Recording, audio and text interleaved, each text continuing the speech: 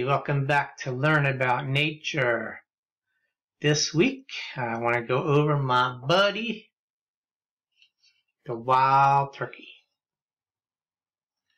Now, when I worked down in Virginia, I worked for Cargill, and they dealt with turkeys. It was a frozen warehouse. We didn't deal with the wild turkeys, we dealt with the domestic turkeys. Well, all around down there in Virginia and up here, you see wild turkeys roaming the streets and the back roads. Where I work, it's a road that goes down a wooded area. There's always turkeys running around there. And one thing I didn't know, turkeys actually fly. So I actually saw a flock of them fly over the building across the street one morning. Surprised me.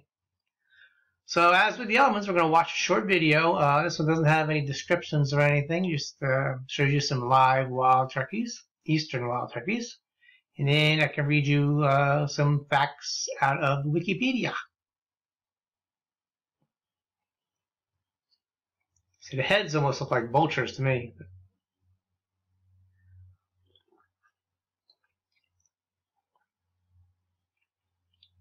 This was shot at a wild turkey farm. They actually raised the eastern wild turkeys on a farm.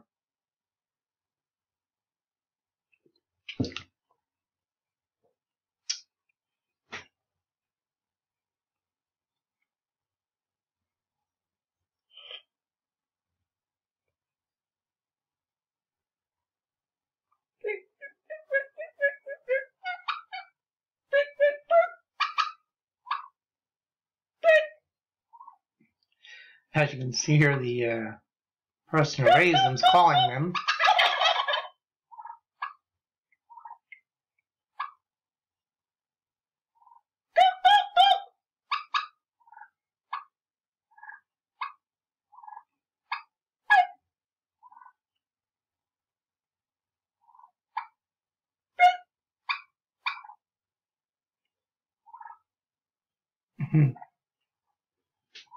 Be something to raise them.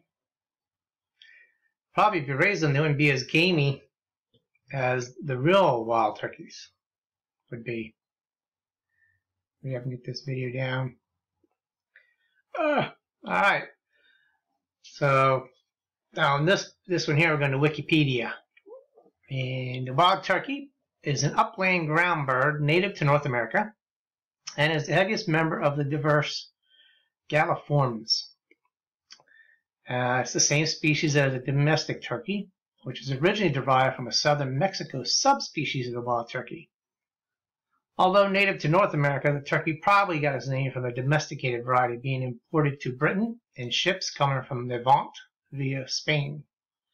The British at the time were therefore associated the wild turkey with the country Turkey, and that's how the name prevailed.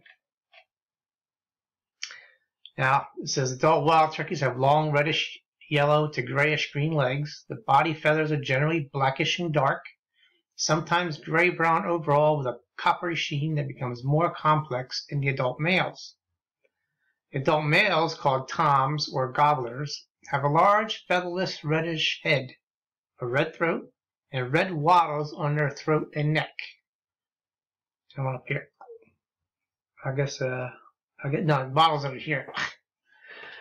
The head has a fleshy growth called caruncles. The juvenile males are called jakes.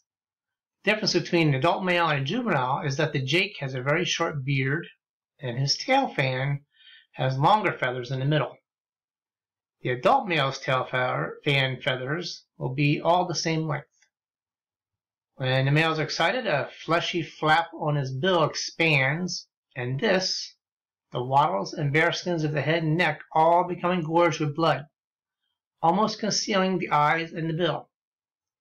The long fleshy object over the male's beak is called a snood. Each foot has 3 toes in front with a shorter rear toe facing in the back, and the males have a spur behind each of their lower legs. The male turkeys have a long, dark, fan-shaped tail, glossy bronze wings. As with many other species of the Galliformes, turkeys exhibit strong sexual dimorphism.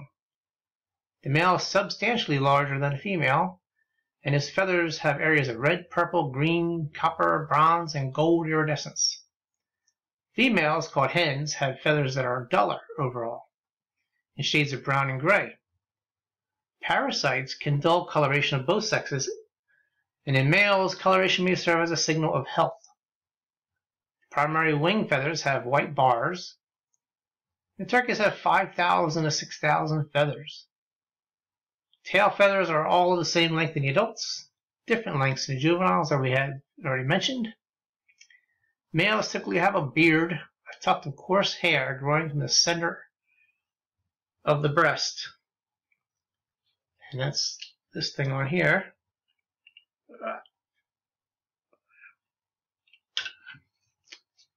Yeah, center of the breast. The beards average 9.1 inches in length in some populations. Now, 10 to 20% of the females have a beard, usually shorter and thinner than that of the male. The adult male, or tom, normally weighs 11 to 24 pounds and measures 39 to 49 inches in length. And the adult female, which is a hen, is typically much smaller, at 5.5 to 11.9 pounds, normally weighing 11 to 24 pounds. They measure 39 to 49 inches in length. Oh, that's the male. How do you get back there? Oh, let me start over here. Typically smaller. It's 5.5 to 11.9 pounds and 30 to 37 inches long. Now, per two large studies, the average weight of the adult male, 17 pounds. The average weight of female is 9.4 pounds.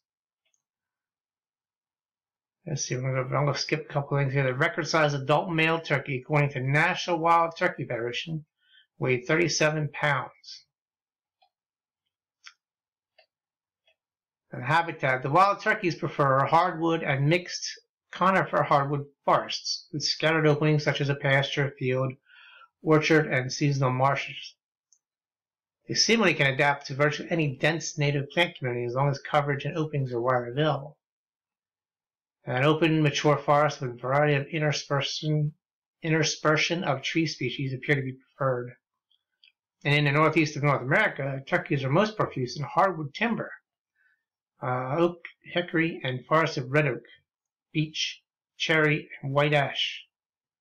Best ranges for turkeys in the coastal plain and Piedmont sections have interspersion of clearings, farms, plantations, and preferred habitat along principal rivers and cypress and tupelo swamps.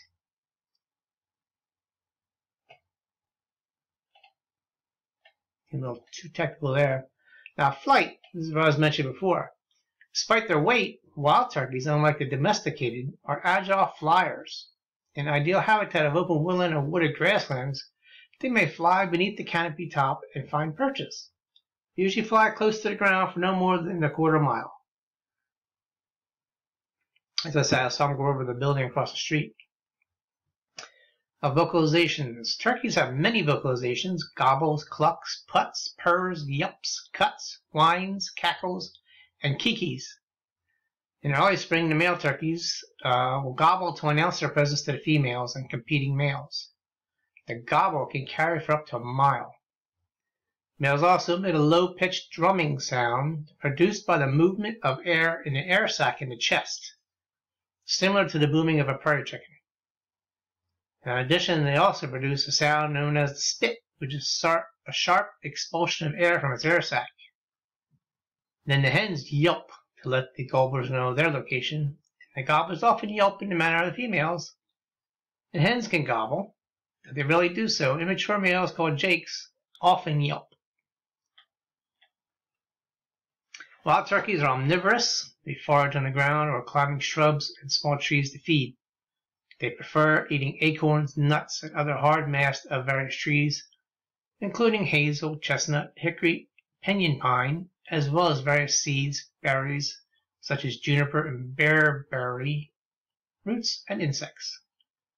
Turkeys also occasionally consume amphibians and small reptiles, such as lizards and snakes. Poults have been observed eating insects, berries, and seeds, while turkeys often feed in cow pastures, sometimes visit backyard feeders, bird feeders, and favor croplands after their harvest to scavenge the seeds on the ground. And turkeys are also known to eat a variety of grasses. Turkey populations can reach large numbers in small areas because of their agility to forage for different types of food. Early morning and late afternoon are desired times for eating. That's when I usually used to see them, is really early in the morning, like 5:30 in the morning. That's when I usually get to work. Social structure and mating. Males are polygamous, mating with as many hens as they can. Male wild turkeys display for females by puffing out their feathers, spreading out their tails, and dragging their wings. They put them down to the side. The color can change with the turkey's mood, with a solid white head and neck being the most excited. They use gobbling, drumming, booming, and spitting as signs of social dominance and to attract females. Courtship begins during the months of March and April. That's when the turkeys are still flocked together in the winter area. Let's see. When the mating is finished, females search for nest sites. Nests are shallow dirt depressions engulfed with woody vegetation. And hens lay a clutch of 10 to 14 eggs, usually one per day. Then the eggs are incubated for at least 28 days, and the poults leave the nest in about 12 to 24 hours. Now, predators of the eggs and nestlings include the raccoons, opossums, skunks, gray fox, groundhogs, and other rodents and spotted skunks. Predators of poults, in addition to nestlings and eggs, also include several snakes, namely rat snakes, gopher snakes, pine snakes. And predators mainly on poults include the raptors such as bald eagles, barred owl, red-shouldered, red-tailed, white-tailed, and Harris's hawks, and even the smallish Cooper's hawk and broadwing hawk. The mortality of the poults is greatest in the first 14 days of life, especially those roosting on the ground, increasing most notably after half a year when they attain near adult size. Now, predators of both adults and poults include the coyotes, gray wolves, bobcats, cougars, golden eagles, and possibly American black bears. In addition to poults, hens, and adult-sized fledglings, they're vulnerable to predation by great horned owls, northern goshawk, domestic dogs, domestic cats, and red foxes. And now humans are the leading predator of adult turkeys.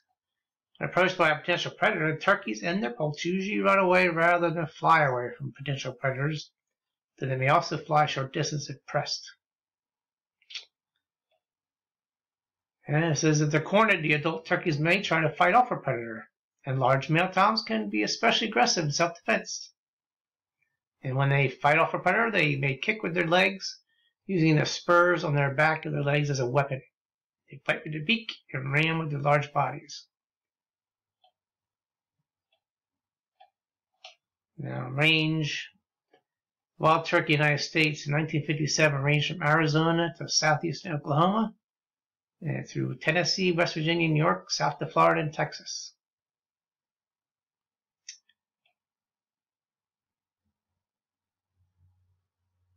At the beginning of the 20th century, the range and numbers of wild turkeys decreased due to hunting and loss of habitat. Game managers estimate that the entire population of wild turkeys in the United States was as low as 30,000 in the early 20th century. But as wild turkey numbers rebounded, hunting became legal in 49 states, excluding Alaska. In 1973, the U.S. population was estimated to be 1.3 million. Now, current estimates place the entire wild turkey population at 7 million. So in recent years, trap and transfer projects have reintroduced wild turkeys to several provinces of Canada as well, sometimes from across the border in the United States. Some neat stuff here too. Attempts to introduce the wild turkey in Britain as a game bird were not successful. George II is said to have had a flock of a few thousand in Richmond Park near London, but they were too easy for the local poachers to destroy, and the fights with poachers became too dangerous for the gamekeepers. They were hunted with dogs and then shot out of trees where they took refuge. Several other populations introduced or escaped have survived for periods elsewhere in Britain and Ireland, but seem to have eventually died out. Then there's some different locations of the turkeys and stuff.